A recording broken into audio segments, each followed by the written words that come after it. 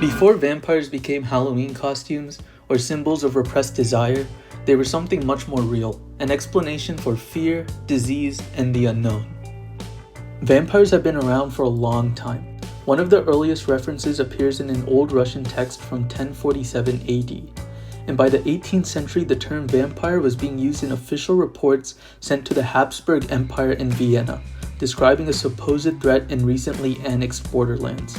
From there, the idea spread rapidly across Europe.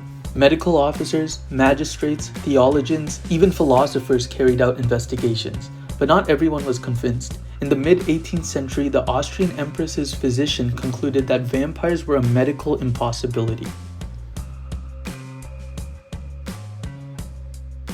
Stepanek points to pellagra, a dietary deficiency caused by corn-heavy diets that can make skin extremely sensitive to sunlight.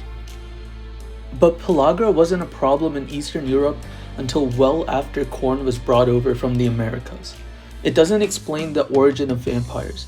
In fact, it likely reinforced pre-existing beliefs. Scholars believe people use vampiric traits to explain rabies, which often includes symptoms such as insomnia and aversion to light and water. And during the 18th century, right at the height of the vampire hysteria, Europe was experiencing a rabies outbreak. Even death itself may have contributed to the myth.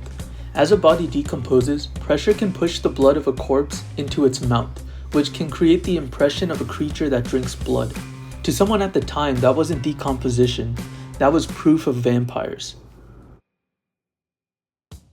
Porphyria is a real blood disorder that can cause pale skin and receding gums, which makes the teeth appear larger. And then there's garlic.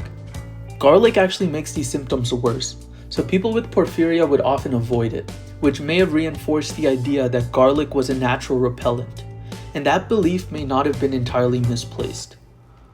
You see, garlic contains a compound called allicin, which has strong antibacterial properties.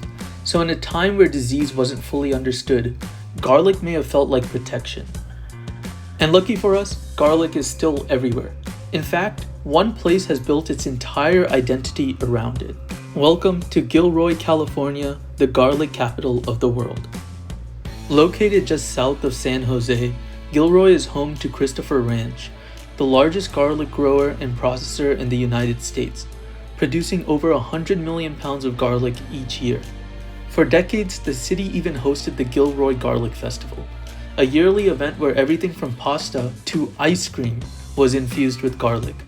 Although in recent years, the festival has been cancelled indefinitely. But lucky for us, garlic is still very easy to find, including right here. The tomato soup you've been watching in the background is finished with garlic chips straight from Gilroy. Not necessarily to stop the vampires, but it probably doesn't hurt